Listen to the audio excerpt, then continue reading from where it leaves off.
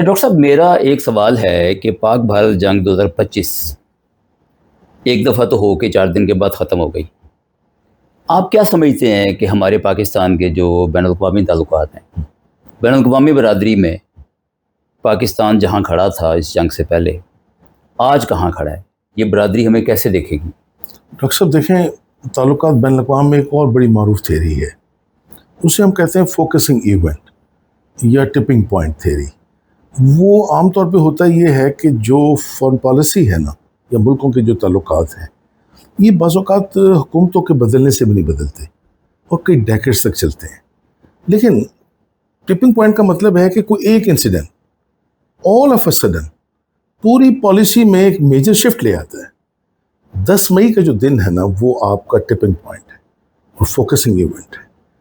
ایک پاکستان زیادہ باوقار، زیادہ مضبوط، زیادہ باعتبار بن کر سامنے آیا ہے. آپ دیکھیں کہ ہماری طرف جو رویہ ہے، نہ صرف خطے کے ممالک کا، چائنا ہمارا بہترین دوست ہے، لیکن آپ دیکھیے گا اس کا جو اعتماد کا لیول ہے وہ ہم پہ بڑا ہے. مغربی دنیا کے بارے میں بھی رائے تھے. مغربی دنیا کا آپ دیکھ لیں کہ وہ جو سرخیل ہے مغربی دنیا کا، امریکہ، وہ اس سے پہلے تو کہہ رہے تھے کہ یہ تو ہزاروں سال سے آپس میں لڑتے رہے. یہ پریزیڈنٹ ٹرمپ کا بیان تھا، اور جو ان کا نائب ہے اس نے کہا کہ بھئی we are nothing to do with them, دیکھ لیں گے آپ ہی یہ. تو پھر ایسا کیا ہوا کہ ان کا رویہ بھی بدلا. اب آپ نے جو مغربی لیڈرز باقی دنیا کے ہیں، ان کا رویہ بھی بدلا ہے. اور پاکستان میں کہوں گا کہ 10 مئی کے بعد ایک ریجنل پاور سے نکل کے ایک گلوبل پاور کے سٹیٹس پہ آیا ہے، اور پاکستان نے اس طرح بیہیو کیا ہے جیسے ایک نیوکلیر پاور کو بیہیو کرنا چاہیے. پھر ہم نے شفٹ، آپ نے دیکھا کہ ہم ایران میں گئے ابھی حال ہی میں، وہ ہم نے ایران کے نیوکلیر پروگرام پہ ایران کی حمایت کی.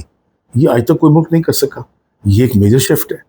اب ایران جانا، ہم نے کچھ اپنے دوستوں کو بھی میسج دیا ہے، اس سے ان کا رویہ آپ دیکھیں گے بدلے گا. گویا پاکستان نے ایک جو سفارتی کامیابی ہے اس کی کئی جوہتیں ہیں، اور ہر حوالے سے ہندوستان کو بہت سے محاذ پہ منہ کی کھانی پڑی ہے. ہمارے بیانیے کی بھی جیت ہوئی ہے، اور جو ہم کہتے رہے ہیں اور جو پھر ہم نے کر کے دکھایا ہے. اگر ہم اس میں کمزوری دکھاتے تو شاید پاکستان آج وہاں پہ نہ کھڑا ہوتا. جی خان صاحب، بہت شکریہ آپ کا.